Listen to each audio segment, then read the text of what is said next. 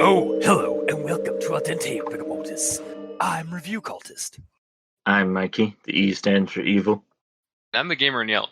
And we're here to discuss those internet stories, most creepy and most pasta, and be critically silly doing it. And tonight we have the Cedar Cove incident, a submitted story to Ichor Falls. So we're back in Ichor Falls. we're still driving through it. Mm-hmm. A few bumps, a few scratches. Somebody got taken in by the cops, beaten, and then brought back to their car where it was found On blocks. On blocks, yeah. Yeah, so I had to go source out some tires. Yeah, but we're still chugging through. And so we bring to you now the Cedar Cove incident, which was submitted by lahis or LAHIS on the Ichor Falls website on September 18th, 2009. And I'll just dive into the rundown here. So Cedar Cove is a small hamlet in West Virginia that suffered a power outage in August of 2009. Our narrator is collecting the information of the events into a cohesive narrative. When the sheriff's wife, Alicia Wilson of Point Pleasant residence, can't get a hold of her sister, who she has been calling on a weekly basis for 7 years without fail, she alerts her husband, the sheriff of the Point Pleasant Police Department.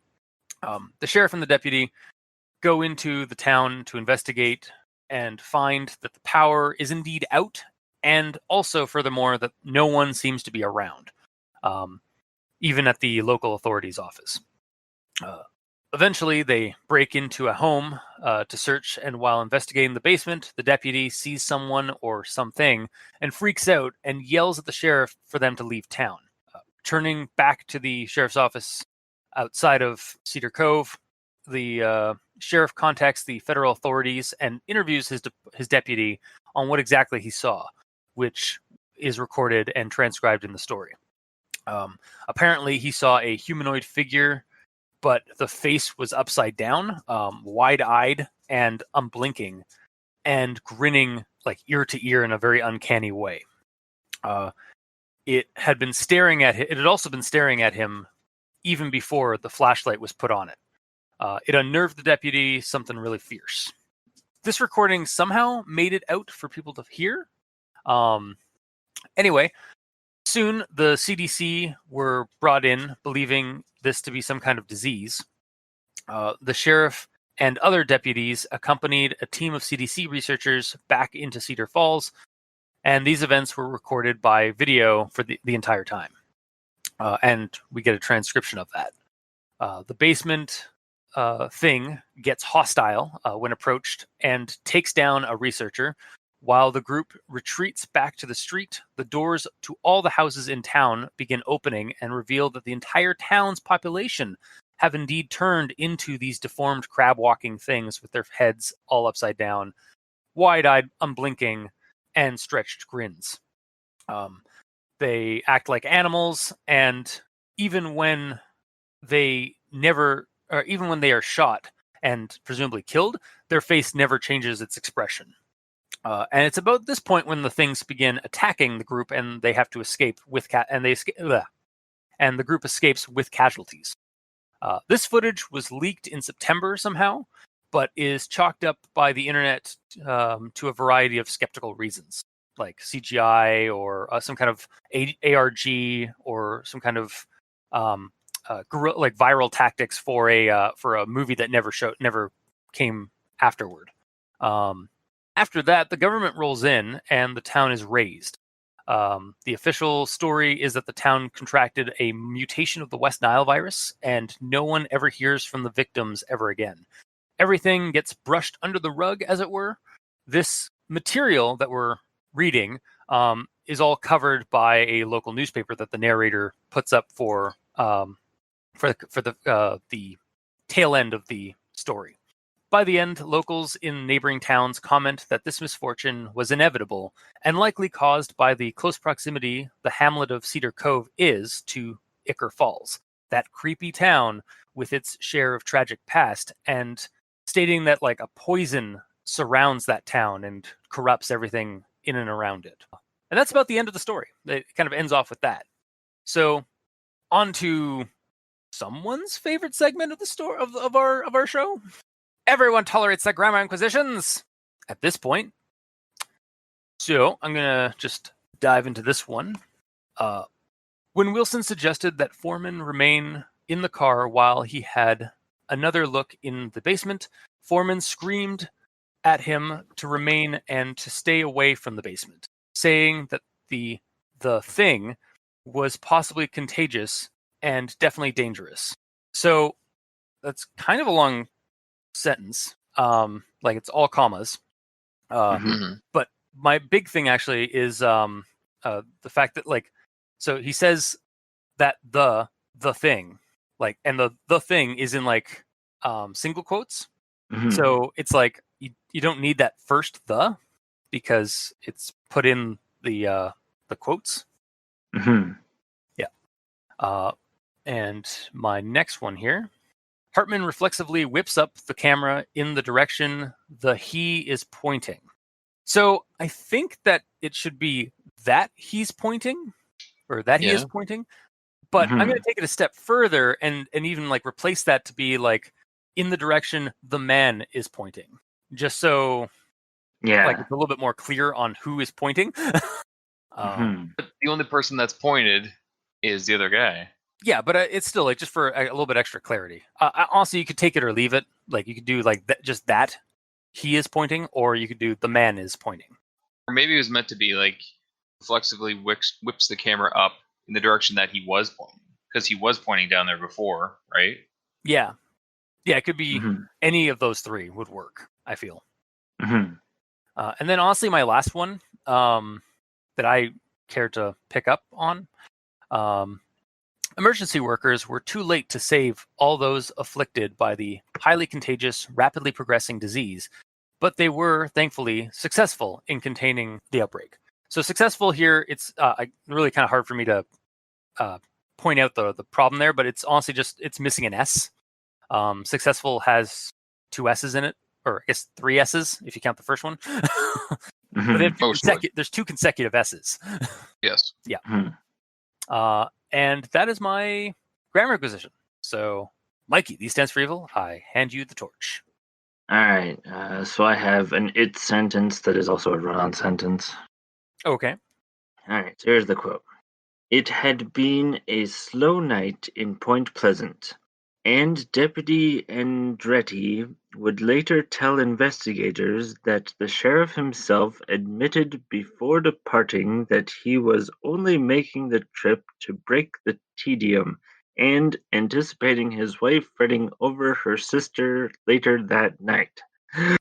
Jesus. Yeah. Yeah, that's one sentence. I feel like I got that one too. I feel like that is something in the story that might be worth noting for grammar acquisition, is that there are a few run-on sentences. Yeah, well, for all the run-on sentences, I just read this story as Christopher Walken. Ah, yes. Hey, when Wilson suggested that Foreman remain in the car while he had another look in the basement, Foreman screamed at him to remain and to stay away from the basement, saying that the thing was possibly contagious and definitely dangerous. Yeah, I can see that.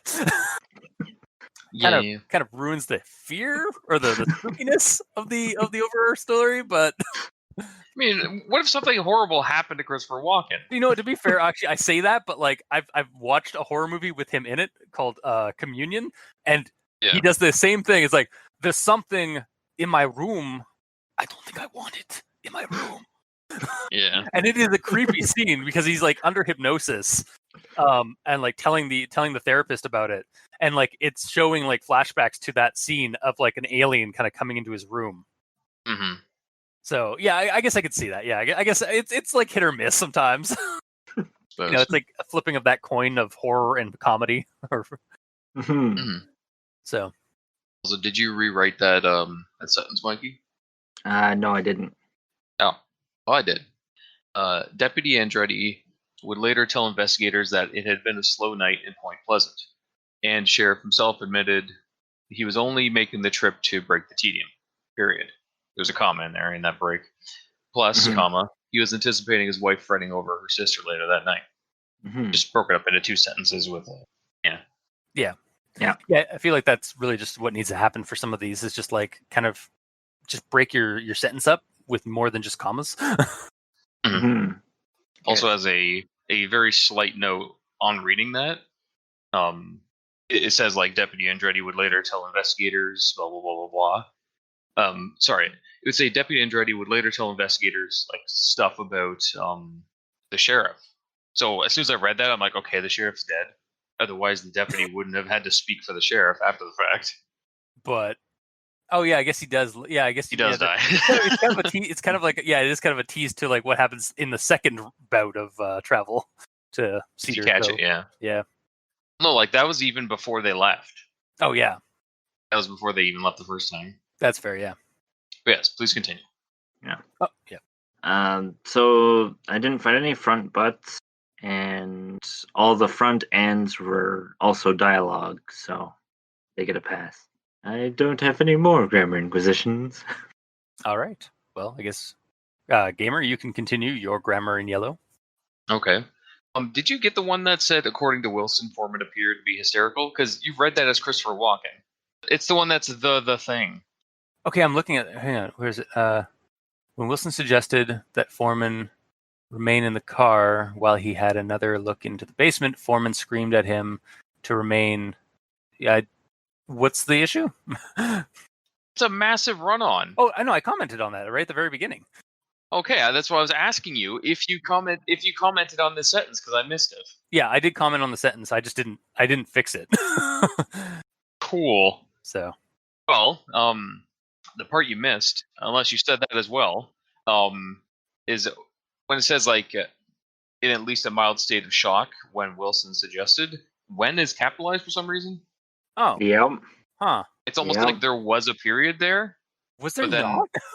Then it got taken away. Oh, okay, yeah. Because I think that's why I grabbed it at that point was because I thought that was the start of the sentence. Nope. Oh, okay. Wow, so it's even longer. Shit. Yep. Okay. It's pretty bad. Yep.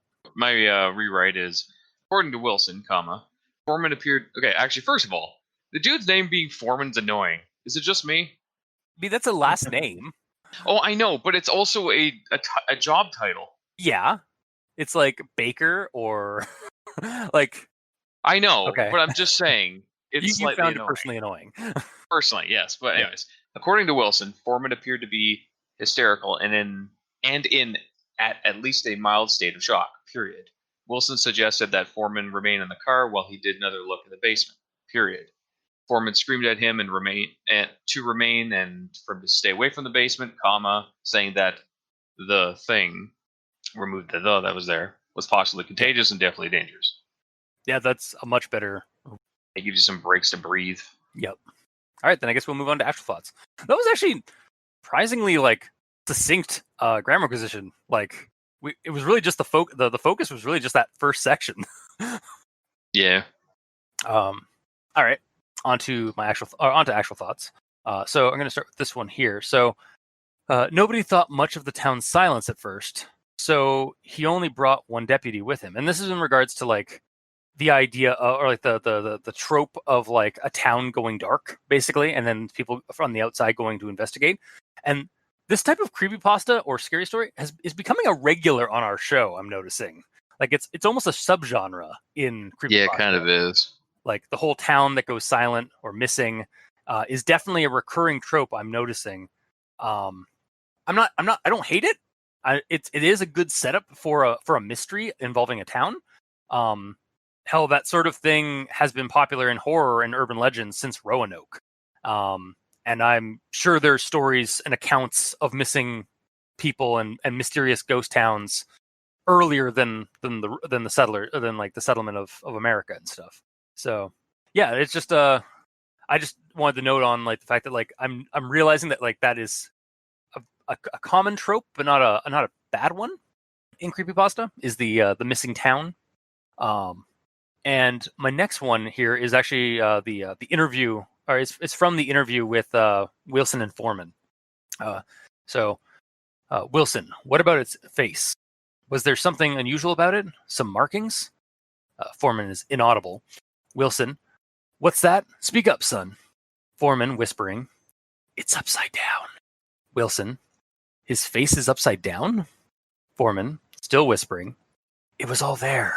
Eyes, nose, mouth, and everything. But it was wrong. The eyes caught me first. But above those, the mouth.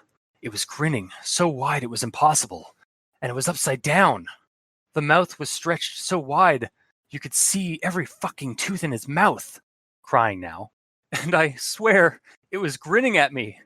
Like it knew we were coming and it was just waiting for us. And then the story ends. I generally got a chill reading this description. And I think it's a personal thing because it brings me back to those uncanny images and videos you can find online of things like the Exorcist crab walk, like down the stairs, like when the possessed girl begins just crab walking down the stairs. I find that kind of like movement very unnerving. And even like you can find videos of people walking uncannily like that on all fours, and with like creepy face masks on. Like that should just like really creeps me personally. And I think that was like probably why I found this part really effective as like a spooky thing. But it's also kind of plays on the uncanny valley angle that people have. So maybe other people also found it creepy like that. This description talks nothing about the crab walk, though. No, but it does talk about the face like being upside down and stuff like that, which I also find rather creepy because it's again, like a wrong thing. And then like later on in the story when we get the whole town people like walking like that, it just like I'm getting shivers just thinking about it now. Well, I think the issue that Gamer is bringing out is that at that point, the guy could just be standing there with an upside down face, so he's not crab walking or anything. No, he's just standing I'm sorry. there. My examples like, were more for like what happens later, but like still like the idea of like somebody whose face is upside down is still is very creepy, and then they just added it later, or they added onto it later. Mm-hmm. Yeah, I guess the bottom line I was just saying is like the imagery described on like what is wrong with these townsfolk, like both like the first contact and like the later contact, was effective for me as a horror story. And then my next one here, in the interests of medical history and proper analysis, Dr. Hartman suggested that the investigation be videotaped. His recording from that night is the single most important document pertaining to this incident. So honestly, like reading through the story, I wouldn't have mind like if somebody took the story and turned it into like a mockumentary style found footage film of the incident. It kind of is as it is, but it's just like a written version of it. Like having someone who's like collecting the materials and is displaying it for an audience, like in a documentary style way, kind of like the movies, the Poughkeepsie tapes and Antrim, where it's a fake documentary on a fictional event, but it uses like video and transcription or video and recordings of like from like victims and from like the incident itself to tell the story in like an epistolary way. And honestly, this story just is like basically just the found footage style. It's basically a found footage film, but like in a written form. And I really liked that aspect of it. A lot of my stuff's going to be more positive. So just FYI, or if it hasn't been prevalent or hasn't been clear enough thus far. I mean, I wouldn't say the entire thing is found footage. It's basically found footage after the point that the police get back from investigating the town. Yeah, no, that's why I say it's more of a mockumentary style, because like they're collecting the footage after the fact. Like the footage, it's found footage in that it's that genre, but it's like a subgenre of that where it's like a mockumentary style presentation of the events that happened in the past. Mm-hmm. And somebody's like kind of collecting all the information they can and putting it into a narrative. So basically, in this story, it is just an epistolary style story where somebody is giving us different angles of the same narrative, or giving us different like different mediums technically of the events to try and like help tell the narrative of the events. Hmm. And then my next one here. The sheriff is indignant, pointing out that even laymen know rabies isn't an airborne disease, but Hartman, backed up by his assistants, remains adamant, citing his superior authority. And so this is regards to like when Hartman suggests that the entire town be sealed off. And I guess the sheriff never saw 28 Days Later, where it doesn't need to be airborne, just needs to be communicative, like some kind of communicative disease by some means. So like quarantining the town probably isn't a bad idea. And then I read the rest of it. It's like, yeah, the town needs to be quarantined, needs to be sealed off good. He was saying that it's not airborne. Yeah, because they like the guy was trying to like call it off as like it was rabies, but then he was and they're trying to seal it off, and the sheriff was pointing it out that it's rabies isn't airborne, so the town should be fine. Like you don't have to seal it off. But then later we get the herd rush of the townsfolk. Yeah, I think they should have like sealed off the doors regardless, just because there's fucking monsters in there. Yeah, It being airborne or not, that doesn't matter. Yeah. Right, and then my next one. I'm not going to go through the whole paragraph I put down, but basically it's when the footage got leaked online.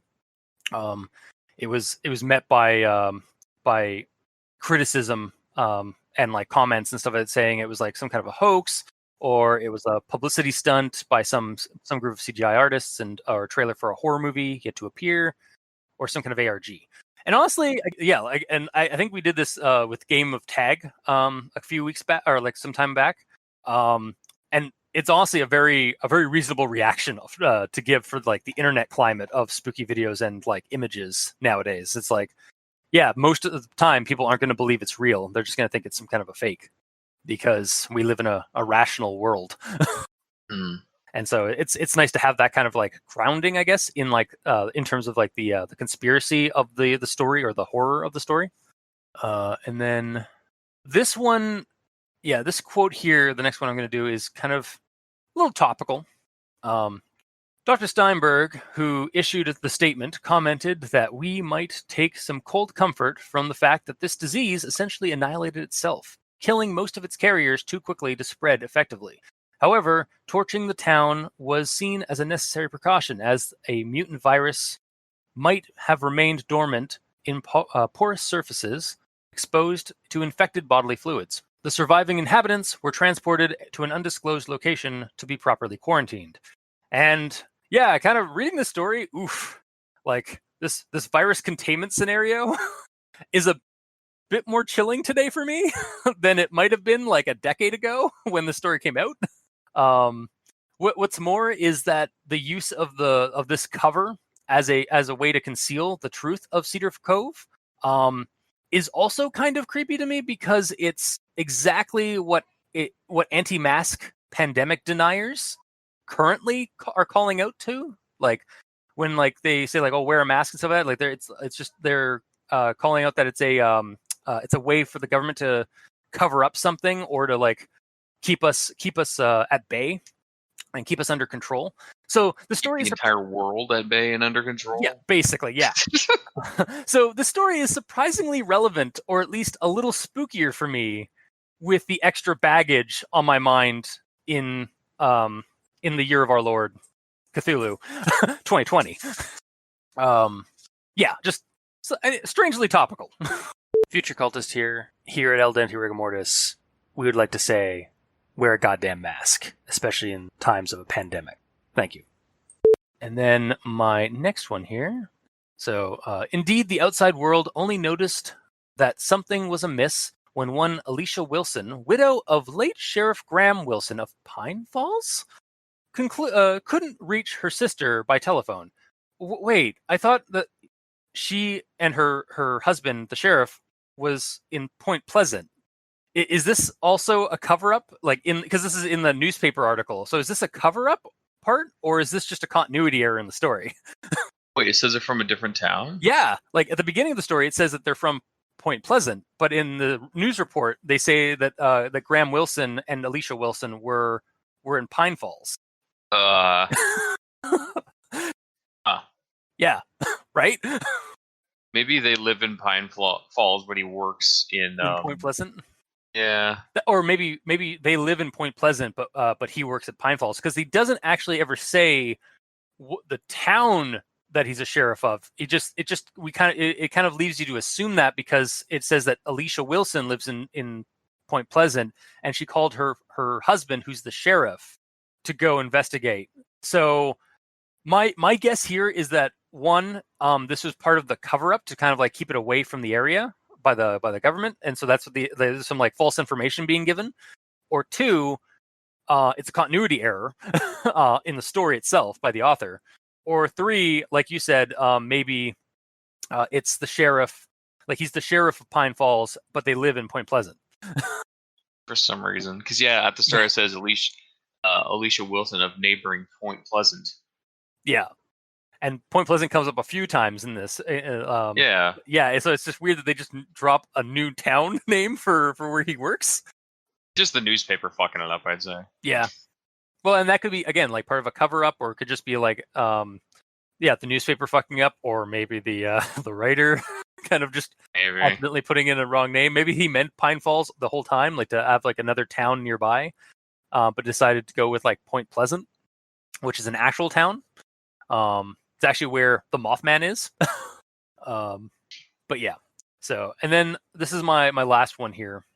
One such relative, who wishes to remain anonymous, commented that the town's doom was only a matter of time. Neighbors such as theirs weren't sick. I guess that I can never remember what that is. The in brackets and then SIC. But I think it's just like I think it's a quote. I think it's like how newspapers like quote people. It's basically like when someone's saying something about a subject material that the quote itself doesn't clarify. Gotcha. Okay. So honestly, that's a typo because they should have a K at the end if it's talking about people being sick. No. I know SIC in comments is actually something that newspapers use for quoting people's like dialogue. So anyway, I'll continue. No way they could hope to avoid what was coming. It's poison. I tell you, that place poisons everything and everybody around it. I tried talking sense into my baby brother. I told him to take his family and leave with me, but he wouldn't hear it, and now he's gone. So first off, so do we have any clarification on sick? Apparently an adverb donating that something is quoted as is, including mistakes. Okay. So sort of how we do our quotes. All right. I don't understand why it's like midway through the freaking quote. Yeah. That's why I thought they were talking about somebody being the sick. way it's worded too. It says neighbors such as theirs weren't sick. No way they could hope to avoid what was coming. Like it almost sounds like it's meant to be actually like they weren't sick as in cough cough. Yeah, that's what's throwing me off. It's very confusing. Okay, yeah. Here's another one. Yeah. SIC is a Latin term meaning thus, and is used to indicate that something incorrectly written is intentionally being left in as in the original. SIC is usually italicized and always surrounded by brackets to indicate that it was not part of the original. Place SIC right after the error. Example, she wrote, they made their sick beds. Like their beds, but THERE. Gotcha. So it should be right after. So weren't is apparently a typo. Okay. Oh, because it should be weren't?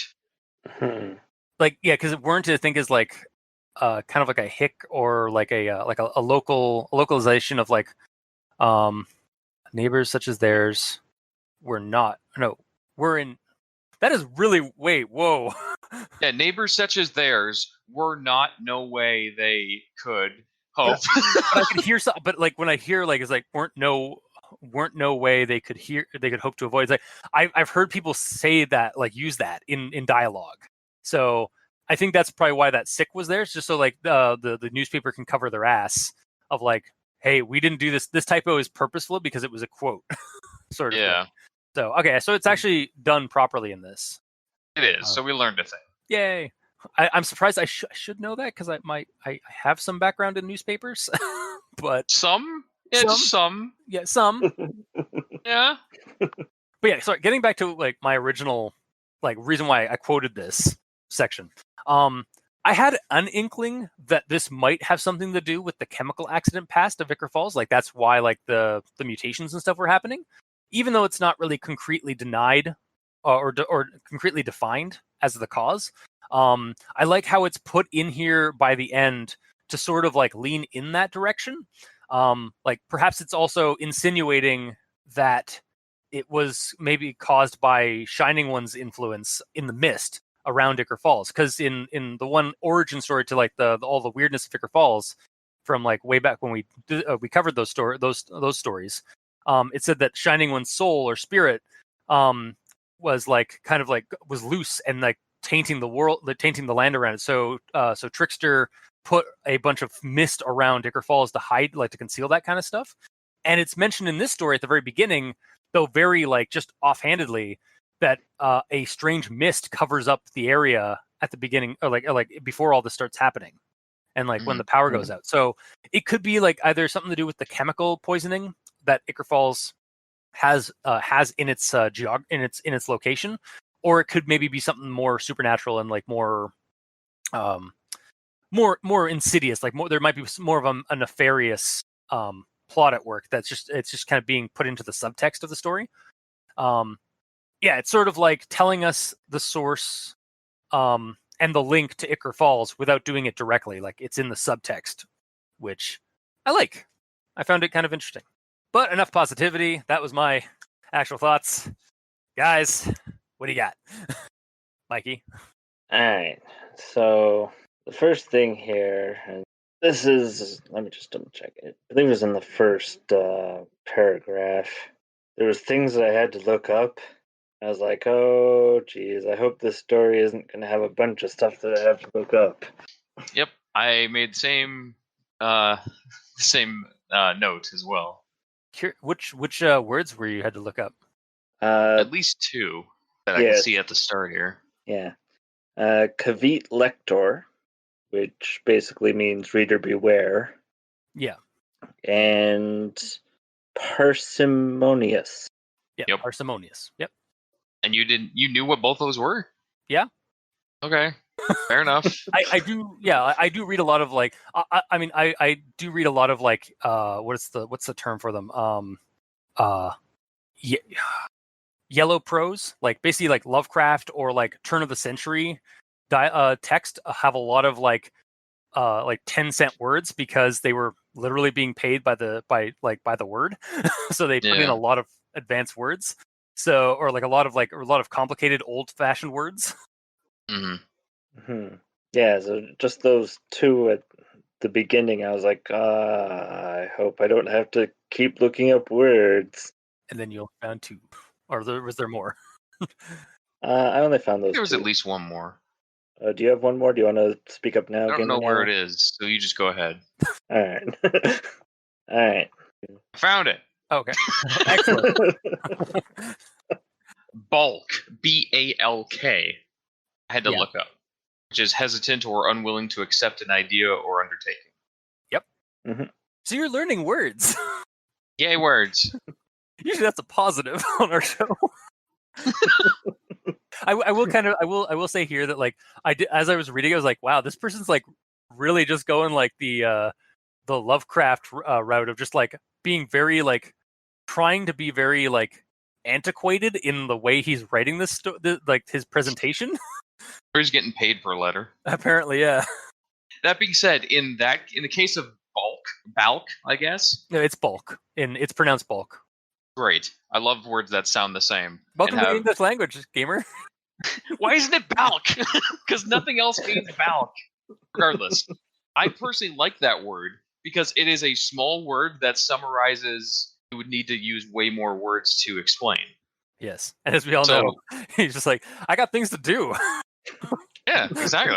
I don't got time for these long fancy words for this long sentence. I just need like a single word, to just like give everything, all the detail. Yeah, I need more Balk in my life, and it's Balk because fuck you. Oh God. It's just going back to our Christopher Walken mispronunciation of words. Would you like some champagne?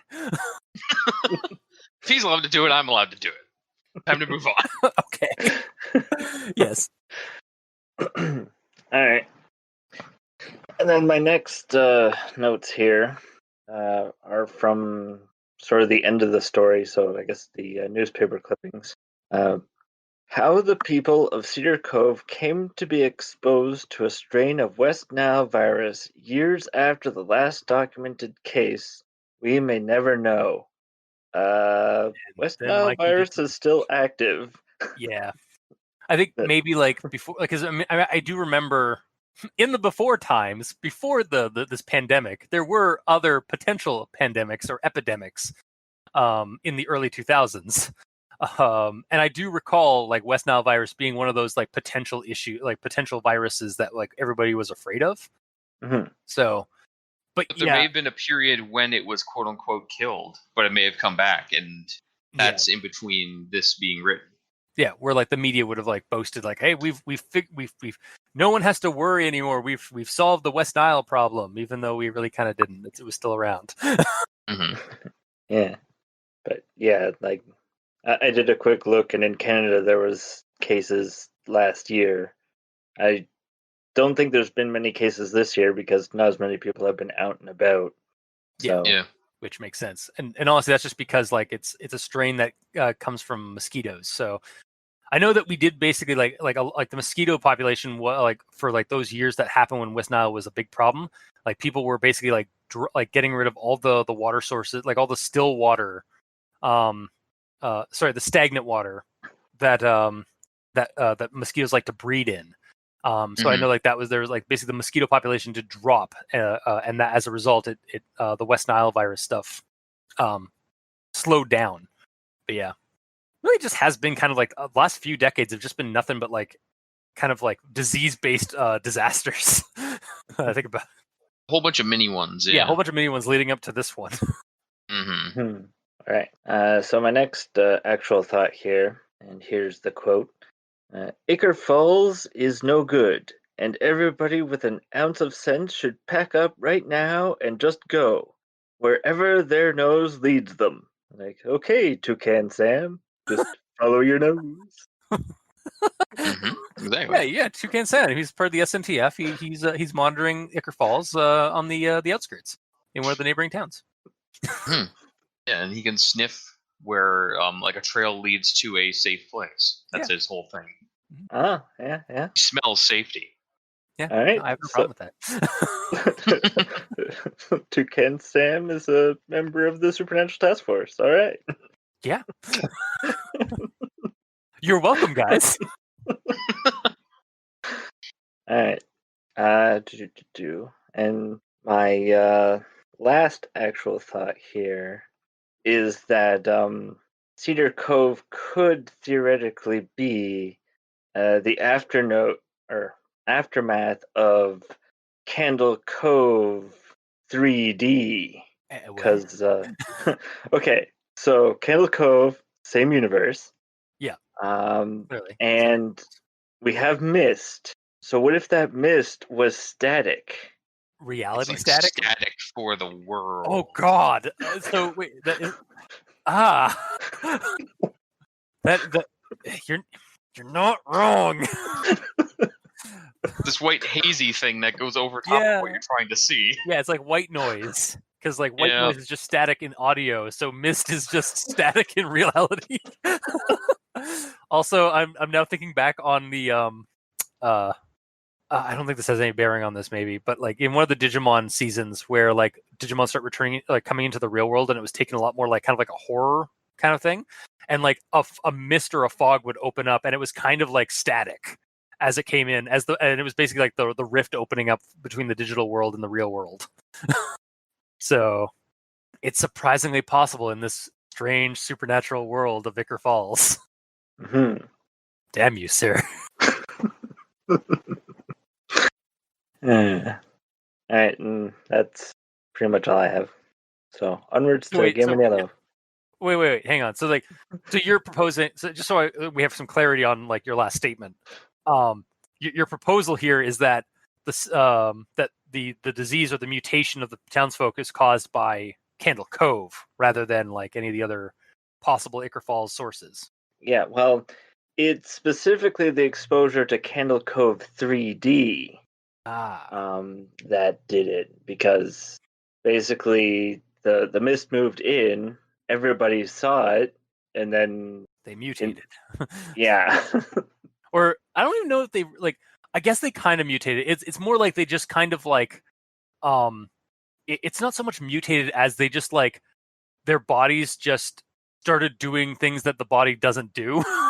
It mutated. Is it really? Because like I don't because Their faces are upside down. Oh, How do you do that without mutation? I honestly think their faces are only upside down because they're crab walking and looking straight up and looking straight ahead, like turning like their necks have bent back, and like they're because it shows like you can see like the bruising on their joints where their limbs like snapped back to do that. Oh, that's way less cool. I know, but it's also kind of creepy because like, oh god, they're still alive. They're just like they've broken their bodies in order to do this.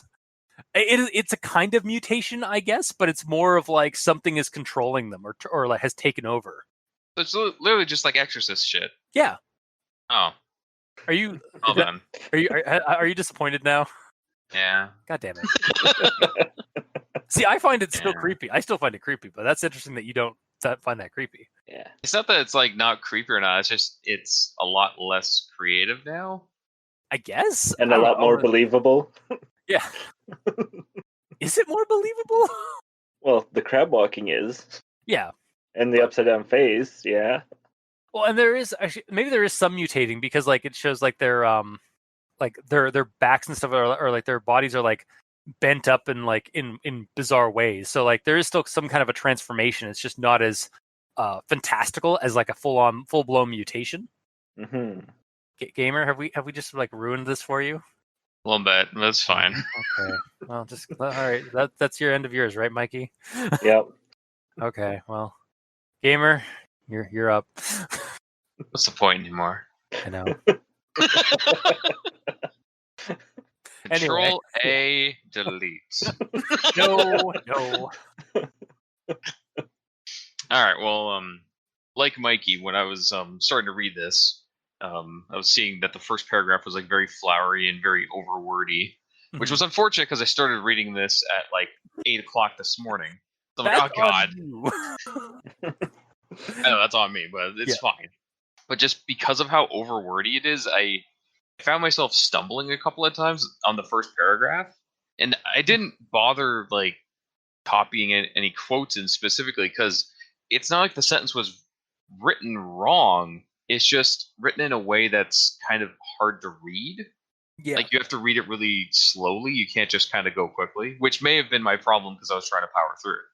Yeah, I'm going to say that's sort of an like a situational issue because you were also like rushed to read this because we have to jump. You had to jump on the show. So, I mean, I had tons of time, but yeah, but even reading at my normal speed, which isn't like super slow, I felt like I was tripping. Okay, I should have quoted some. I don't remember specifically where. It doesn't matter. Either way. Okay. Moving on. Hey, we learned about that thing. Well, I guess I could kind of bring this up. The whole Cavett Lecter thing. Yeah. And it's let the reader beware and all that. And my note on that was essentially, okay, I learned a thing, but why? Why didn't it just say reader beware? Why did it have to be complicated? Because the person, I think, wanted to be more fancy with their presentation. Okay, but they're not getting graded on this, you know? I know, but like still, like I mean, people don't like write like this just to be graded and stuff. They also write this because they like that kind of writing. Like it does throw it off a little bit because this is clearly modern day, and people generally don't write this way unless they're being like really like they really want to do like a yellow pro or a purple pro. That's what it is, not yellow pro. Purple pro, where it's yellow would be better though.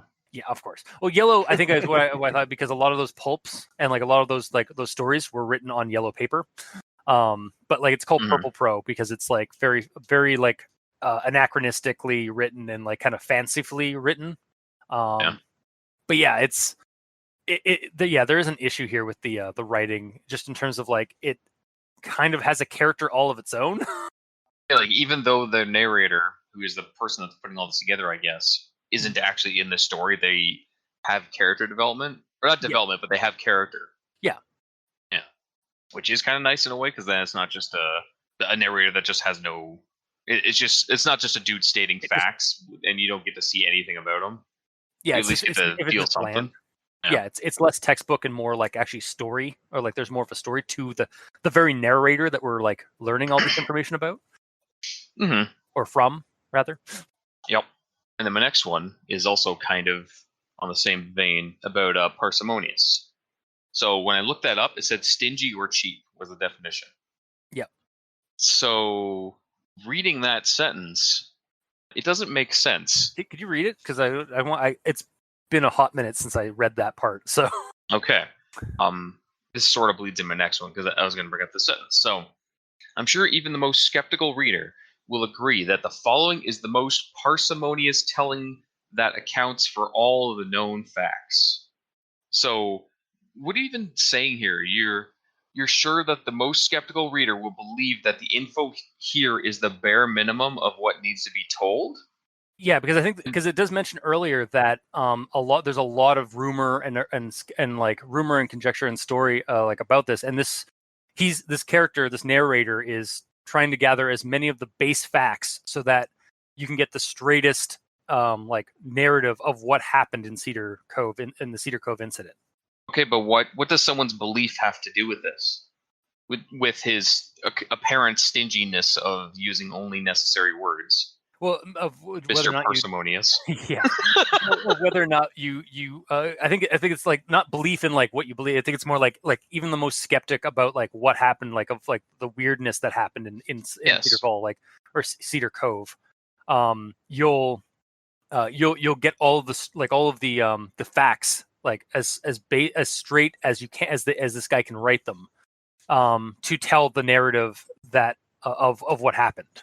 So that like you might believe like what's going on, and not buy into the cover up that happened. I guess.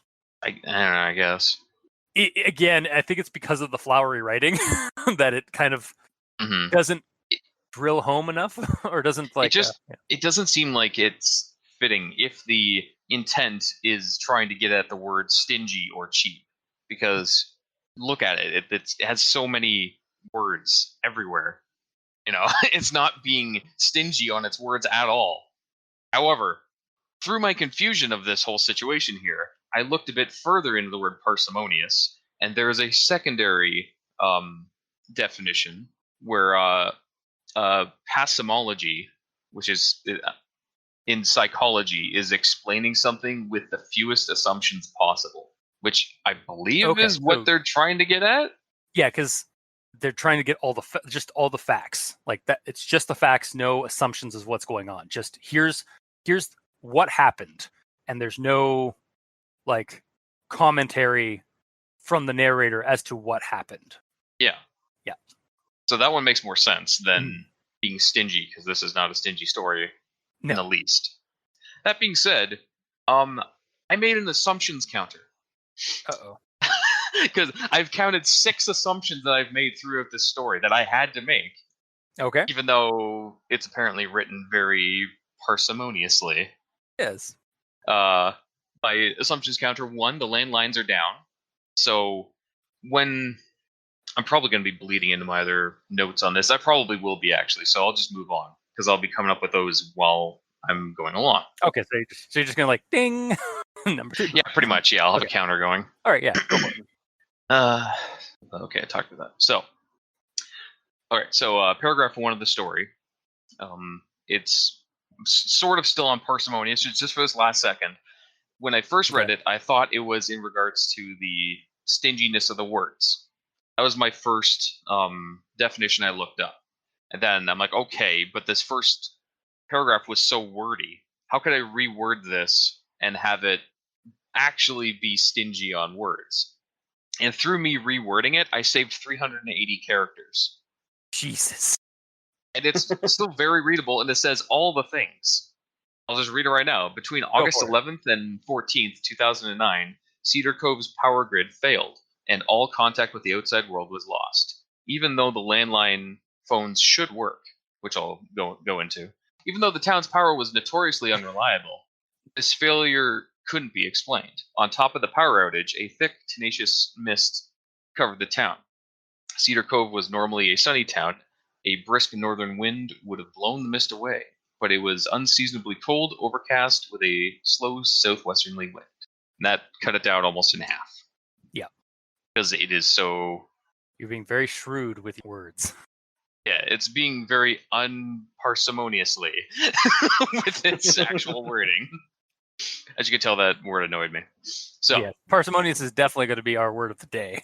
It really is, yes. And then in regards to the landlines I was bringing up, in regards to how there's no assumptions, I had to assume that the landlines were dead in this. Because during a power outage, the landlines don't go down. You can still use a telephone. But it says all contact with the outside world was lost, and her sister couldn't call or nothing. So the landlines were down? I'm not going to fight your contradiction there, or like your issue there, but like I think it might also be the fact that like there's a common misconception that if the power goes out, you lose your phone. Yeah. Because personally, I always forget that, even though I don't even have a landline anymore. Yeah, I don't either, but I just remember it always works. Yeah, the key is with the landline, you have to have a wired phone.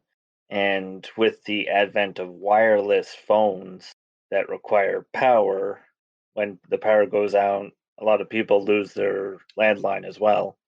Mm-hmm. Yeah. But this is also in 2009, and there were like cell phones and stuff too, you know? Yeah, and so wireless house phones. Yeah, wireless house phones were still pretty prevalent during this time period. I know, but there were still cellular phones as well. Yeah, but not as much as nowadays. Yeah. Well, but this is all whisked away by the fact that everyone in the town has sort of lost the ability to use phones. That's fine. Yeah. But I'm totally fine with that. It's just it's saying that all contact with the outside world was lost, which is making me assume that people in town, when this fog came in and the power went out, they attempted to contact the outside and were not able to. Or rather, it should be that no one on the outside could contact the inside, the people in the town. Yes, that would make perfect sense. Mm-hmm. So I guess slightly different wording would actually change that quite a bit. Yeah. Yep. It would make it a little bit less of an assumption. Mm-hmm. Which is apparently all I was able to frickin' do reading this. So moving on. The power failure could not have occurred before the 11th, if one Alicia Wilson of neighboring Point Pleasant is to be believed. Why put the focus on her? Like, I assume if there was a power outage in the town, the entire town would know about it. And I assume people in the town would be calling to report the outage as well. So they could know exactly when the power went out just based on incoming calls. Except it does bring up that most of the people in that town don't have many relatives outside of the town. Like, it's a very insular kind of community. And yeah, okay, again, but it's like if they're all gone, like if they've all like been changed to the way they are, they wouldn't be sending out change. What? This is before the change. No, this happened. It's presuming that like the reason the power outage happen, like the power outage is connected to whatever change happened. So I know that. I know that after reading the entire story, but at the point of me reading this, I was saying why wouldn't they phone in regards to the power outage?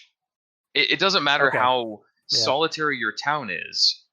If the power goes out, you're going to call whoever's supplying your power and say that there's a power outage. Some people will, at least. That's my whole point. And because of that, they would have note of when calls came in. Because if they didn't just immediately turn into monsters and there was just a power outage first, people would be calling in. But because we don't have a first-person perspective of anyone in the town at the moment of things happening, they may have not had a chance to do that because it may have just got terrible immediately and not just been a power outage. Mm-hmm. Sure. But me reading this from the perspective I'm at the place I'm at in the story, it just seemed like the power went out and no one really cared, which was weird. So upon arriving at Cedar Cove, Sheriff Wilson called in, according to protocol, saying that he and Deputy Foreman were heading for the guest house. So I'm assuming that the call on the radio went through. Otherwise, it would have been stated that the radio wasn't working now that they're in town. Yeah. Yeah. Because this town has, quote-unquote, lost contact with the outside world and such. Okay. the radio works on a different frequency and whatnot. So, like, you know, Here's the long and short of walkie-talkies. it. Just hang on. I'm gonna let you finish. But here's the long and short of it. I thought, and I was wanting this whole blackout of this town to be some sort of supernatural phenomena where the entire town is just put in a bubble and no signals can go in or out of the town. That's what I was wanting to believe this entire time. That's why every time it shows up, it comes up saying that communication's still working. It's making me think back to the start where it's saying that this town lost contact with the outside world. Because I've read stories in the past which have been that. Well, maybe it was supposed to be a bubble, but the Supernatural Task Force put Bob in control. Oh no! And and he just he messed up. He done. Everyone saw him mess up, so he had to kill everyone. And then that's why they're all their limbs are all broken in like different angles, and that's why they're all like crab walking around. Yeah, they're all just like, help us. Yeah, it's actually it's a mix of like of the poison or whatever that's affected the town, and also Bob. Yep, I can see it. Not really, but I can see it. So then, moving on, we get to the situation where since Foreman would not be calmed, this is after he got spooked. And the situation in Cedar Cove was obviously more than two men could deal with. Sheriff Wilson decided to return to Point Pleasant's sheriff station. So he does work at in Point Pleasant.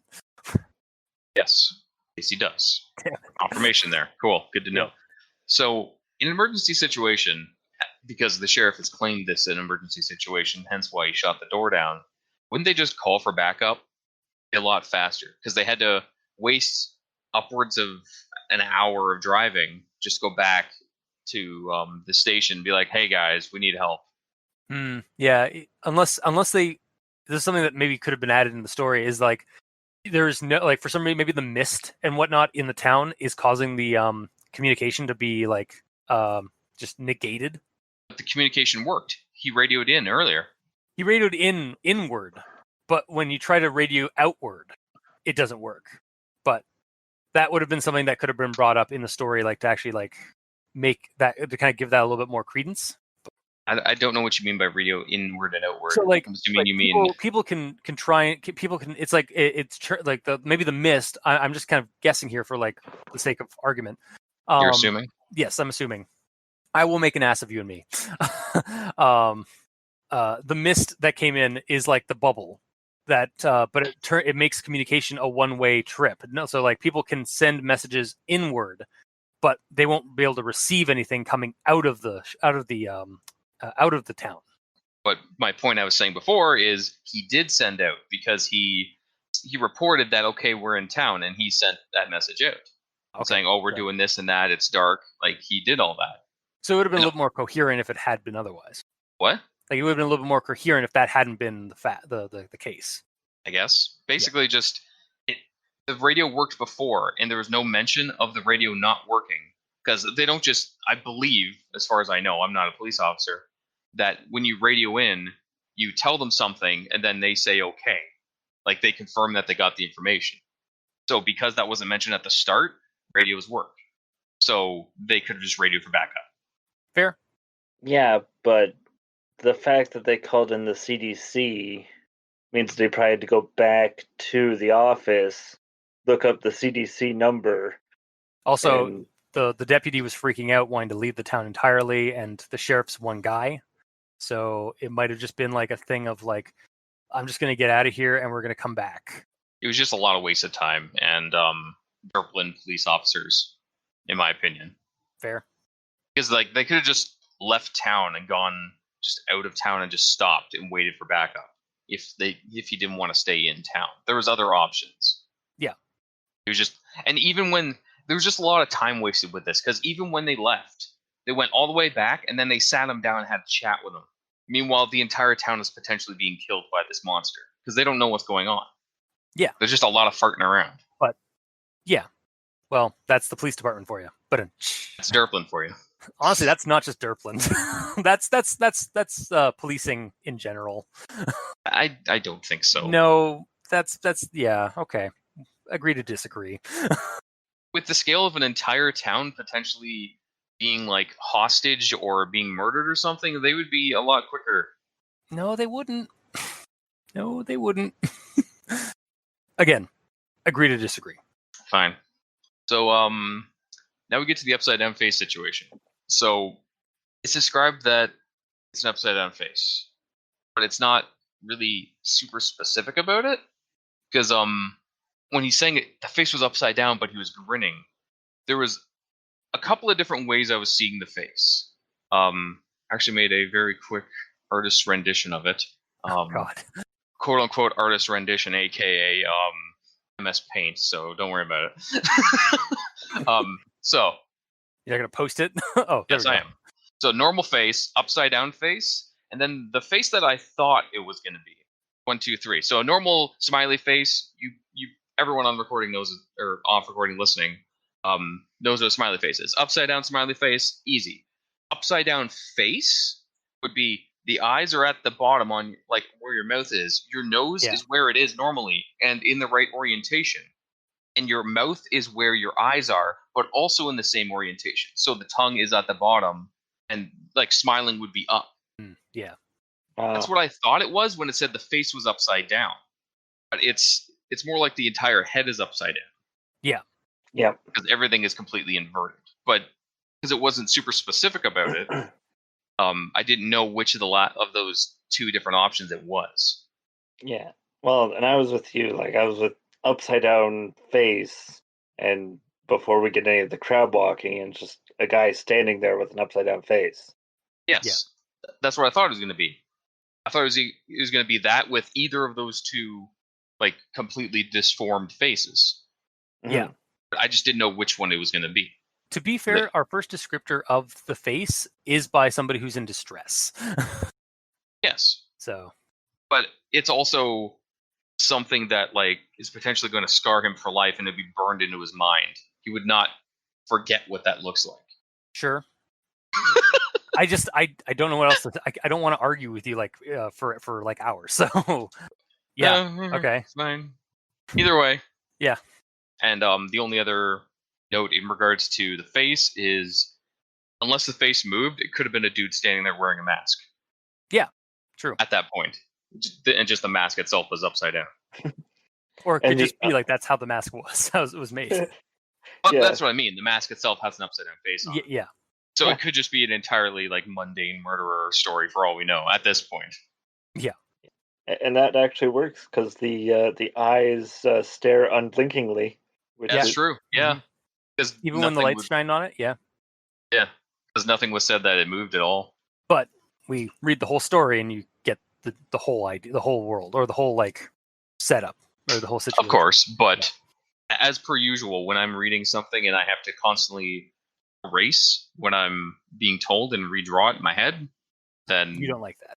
I personally don't like that. And I don't think it's a good way to show a reader a scene when they have to keep reimagining it. Fair. But moving on. This one is partially, I believe, a grammar related thing. I probably should have moved it up there, but it doesn't matter. Walker. Okay, this is when they're going in with the whole CDC team with the camera and everything. Walker stops at the foot of the stairs and points his flashlight at some point not visible from the top of the stairs. His voice too low to be intelligible, but he appears to have spotted the inhabitant encountered earlier and is coaxing him to come out. Wilson crouches slightly, extending his hand in invitation, then gasps and freezes. I think Wilson is meant to be Walker. Yeah. Oh, yeah, maybe, yeah. Because the cameraman's there and he's filming Walker, and there's no mention of Wilson walking on the scene. Wilson's suddenly just there. He just ports in. Yeah, he just T-posed for a second and then like appeared and totally. His animation cycle. Yeah. Yeah. And then in regards to this entire scene, sending one guy into the basement with a cameraman following is what their plan was. Yeah. So you had one guy before. You had two policemen go in here before, and one policeman go down, and he panicked and ran. Yeah. So why again send one guy down and just have him just to have him panic and run? Why not send down 4 guys, 2 with guns, 1 guy to investigate, and 1 with camera? Are we in Derplin here? Maybe. Maybe. Like also to even add on to the note, they're CDC agents, not police authorities, or not police. So, and they I could see maybe like if the guy said that the person had like a sickness or a disease, they might be going down there to try and see if they can calmly like deal with the situation. Because if a gun's out, like that's definitely going to raise the threat level a little bit with like hostilities. But at the same time, like, come on, we all know that guy's wearing a red shirt. Walker was definitely wearing a red shirt. Yeah. Also, with all the names, I forgot that Walker was a research assistant. Yeah. I thought he was one of the red shirts that got brought in. One of the deputies? Or the deputy red shirts, rather, yeah. Yeah. So, yeah, 2 researchers go down with no arm to support. Yeah. Real smart. You did it. So... And then when he gets attacked, it says the scene is momentarily cast into darkness and all that. I'm assuming because there's no flashlight on the camera, or Hartman isn't holding a flashlight in his offhand. It said later that he's got a camcorder strapped to his hand, so he has a free hand. So it was just he was just filming Walker as he was going in. Walker being the only one with a flashlight. I guess, yeah. Seems kind of Derplin to me. The cameraman needs to see where he's going too, right? You would think. Fair, yeah. It's not like they didn't have time and resources to get said flashlights. They were in a police station. And it's not like they were meeting up with CDC officials and federal groups that would have stuff. Again, it might not just be Derplin. It might just be how the government deals with shit like this. It's pretty Derplin. Or it might just be America. Based on my experience of seeing how they react to things this year. I don't know about that. Regardless, moving on. Mm-hmm. So the guy gets eaten down there. Yep. And then they all leave. They just leave him there. Let him eat. Yep. Yep. Goodbye, Walker. Well, I don't have to outrun the monster. I just have to outrun you. They have a sheriff and at least 3 or 4 deputies out there, all with guns. Okay, I think we can establish that the majority of your stuff is going to be Derplin. Pretty much. Derplin, assumptions, and parsimonious. That's pretty much what it is. It's just so dumb, their procedure here. Because I guess the way it is they sent in all of the the researchers in with no police backup. The cops are just outside picking their nose. Because even when Hartman turned to run around, he pushed everyone out. He was like, go, go, go, go, go. They all just left. So there was a bunch of people outside. Yeah, there was a bunch of people on the first floor. And then Hartman just booted through everybody to get out. Oh, he pushed them out. Yeah. Hartman was the last one out. Okay, so Hartman's really the asshole here. Yeah. Yeah, kind of. And the fact he didn't even ask for police. Yeah. Because you figure when you see someone getting eaten, you'd run out to and you have armed escort with you. You'd be like, someone's getting eaten in there. Go help them, please. They'd be like, okay. Yeah. We have the ability to do that. Yeah. Walker may not have lived, but he might have been spared a few more seconds had somebody just had Hartman called in the cops, and then bang, bang, bang, monster dead. Yeah. Or they would get that one, so it wouldn't get them later. Yeah. As it probably does. I feel like okay. I joke. I cringe and also joke about your Derplin's comments, but honestly, horror movie police officers are more competent than these guys, because at least they will attack the monster in single file most times. Yeah, and they did attack the monster when they all showed up. They shot all of them showed up. Yeah, they shot one and then they ran. Well, they shot one, and then the rest of the herd retaliated. Yeah, en masse. From the sounds of the population, there was no in that sense. It was good that they ran, because if they're like, we got this, they would have just all died immediately. Yeah, this was actually the smartest thing that the Derplin police force has done. Yeah, because they did not have that many bullets. Because I think the town was 300 or something, almost 400. 308 or something. Yeah, it was something it was around 300. Yeah, so unless they all had like M60 machine guns, which they didn't, they would not be surviving that. Although, again, given America's propriety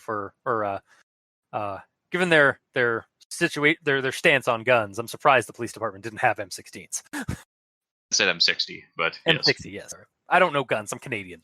But I know guns, and I'm Canadian. Yeah, but you're a gamer. Are you not? Not really. I guess. Regardless, I'm done with my notes. Okay. So I guess we go into final thoughts. Yes. This is gonna be really dramatic, dynamic opinions. I feel because honestly, I loved the read. I liked the epistolary style of the story, told from various different sources. I think this would make a good mockumentary film, and the townsfolk creatures were freaky to me. I think it's been shown before that I can definitely look away from the stupidity of authorities when it comes to horror stories. So I was fine with it. I'll recommend this one. It was definitely the better Ichor Falls story compared to the one we did last time. And I'd say even more so. Yeah, it seems like the bad bar. I'd recommend it as an Ichor Falls story. I enjoyed it. So that's my stance. Mikey, the stance for evil. Well, this story was an enjoyable read, so it's getting a recommendation there. And with the addition of Toucan Sam to the Supernatural Task Force, that gets 100% recommendation. 120 even. I feel like we need to find a creepypasta with Toucan Sam in it. Give me a second. For him to be able to be inducted into the Supernatural Task Force. Because that is a requirement, right? Yeah, I suppose. Yes. Yeah, so he's not there yet, but he's in the shadows. Or he's in the wings. Ha ha ha ha ha. Yep. Are you looking up a creepypasta with Toucan Sam? No.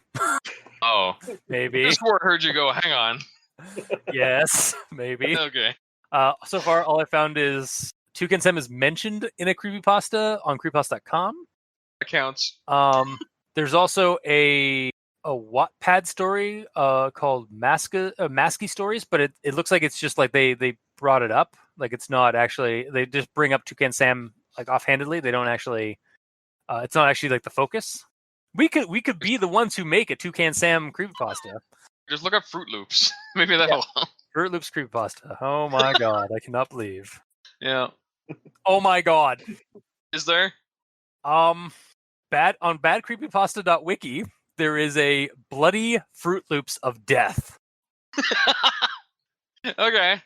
I think we found our creepypasta that we need to cover after Ichor Falls. Here we go. After our September September issues, I think we're gonna have to do that in October. Oh god. Let me just take a quick gander here. Well, I'll edit this out. It's less than a page. Glorious. Bloody Fruit Loops of Death, a note from the author. I did not create this pasta, and I am no way taking credit for writing it. I'm just passing it on. By credit, he means blame, I bet. Yeah, it is a troll pasta, and it is... Once upon a time, there was a little boy named Jack. Jack was very ugly, but he liked to eat people. One day, he got obsessed with eating people, so he ate himself. Finn. And it continues on, there's no paragraph spacing or anything. It's just a one giant, almost square block of text that ends with the end. Period. It is a troll pasta, but there is a Fruit Loops creepypasta. Cool. So he's officially in the SNTF then. Yes. Great. Yeah. So I guess Gamer, your verdict, your final thought.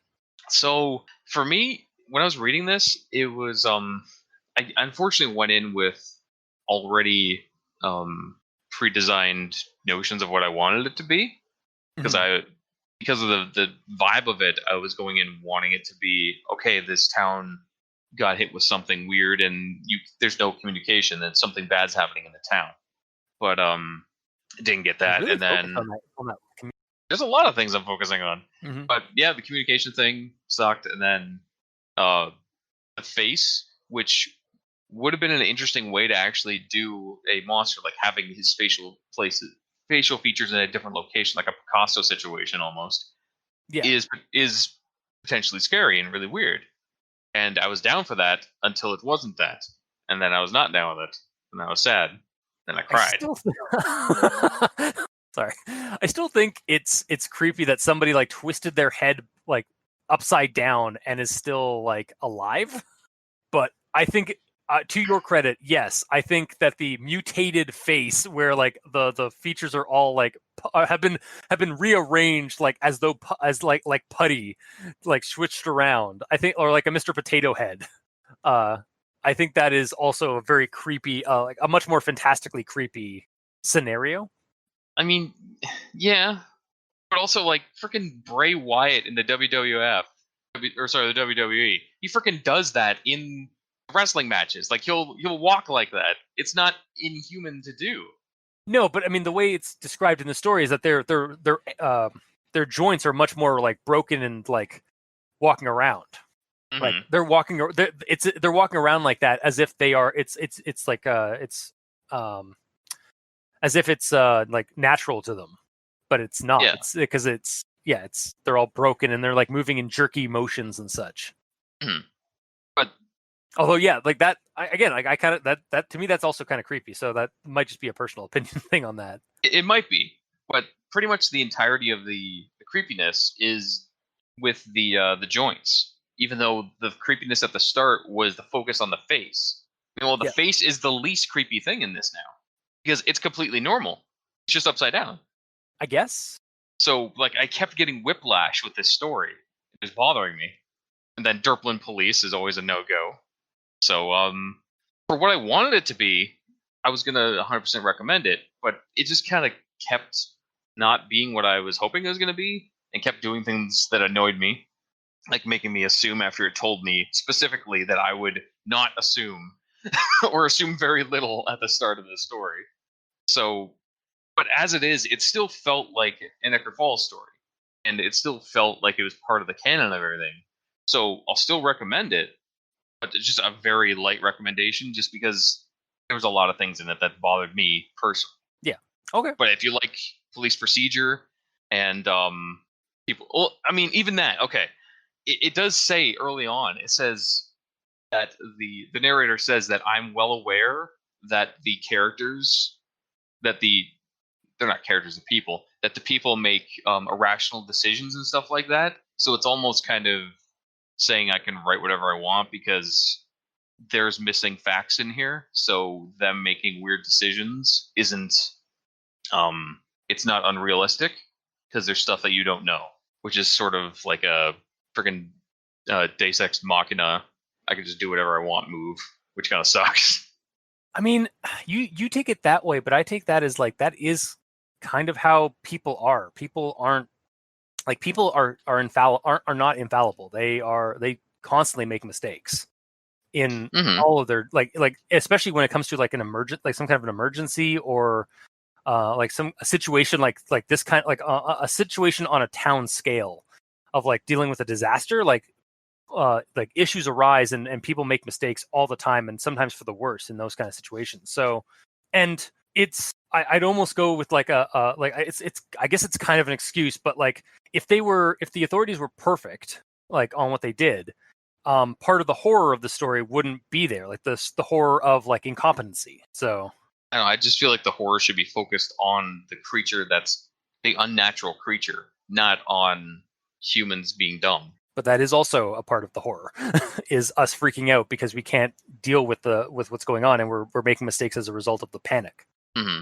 But it's also a situation where like they're from a town that is bordering Ichor Falls, which constantly has this shit happen.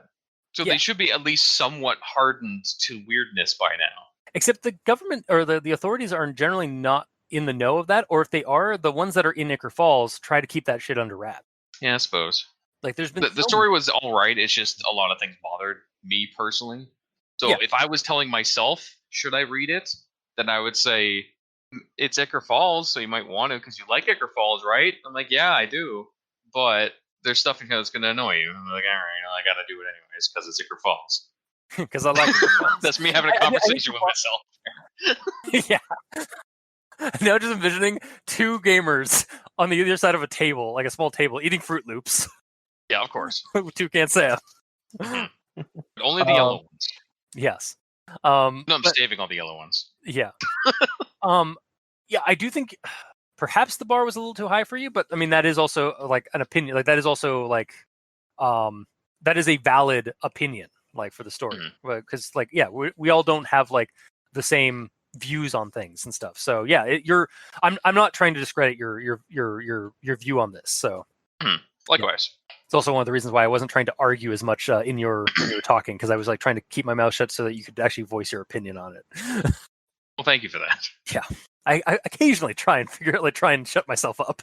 It doesn't work all the time, but as long as you're trying, it's fine. Like now. Yeah. Okay, so if I'm getting this correctly, kind of recommendation, but otherwise, no.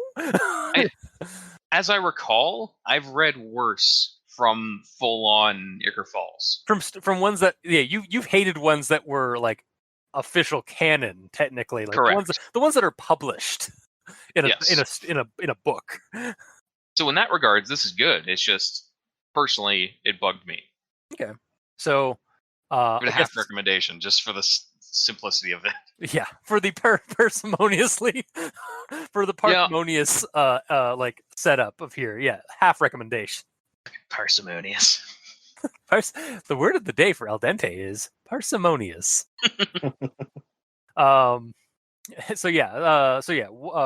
Brass tacks for all three of us.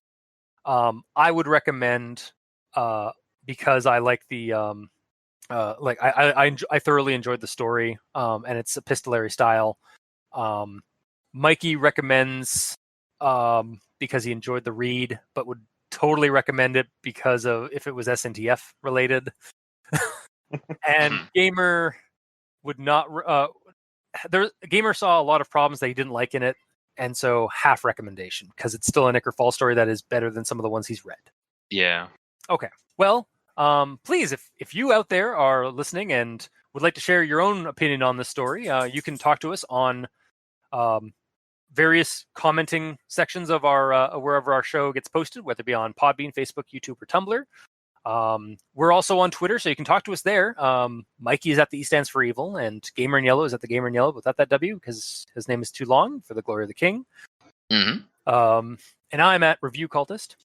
You can also send us an email about it at aldenterigamortis@gmail.com. That's ALDENTERIGAMORTIS@gmail.com. But you can also, send us emails there with suggestions for other creepypastas, SCPs, cryptids to talk about. Heck, if you have an Ichor Falls story that isn't up somewhere and you'd like to share it with us, by all means, we'll give it a run through and give the same treatment that we give every other creepypasta we've done on this show. That's our guarantee. And if you'd like to help us financially, you can go to Patreon. Look up Al Dente Rigamortis. It's like the backer tier you'd like to support us at. We have $2 and $5 tier with special episodes, early access, extra content. For our patrons that are already helping support the show, thank you guys immensely. As always, you're helping keep those hosting bills at bay, and we very much appreciate that. And for the listeners of our show and the writers of these stories, thank you guys immensely, because without your listenership, we wouldn't have much of a show, and without the content that you create and post online for us to look at and talk about, we really wouldn't have much of a show. So thank you guys. Until next time, I have been your host, Review Cultist. I'm Mikey. The E stands for evil. And I'm the Gamer in Yellow. And this has been Al Dente Rigamortis. Sleep well.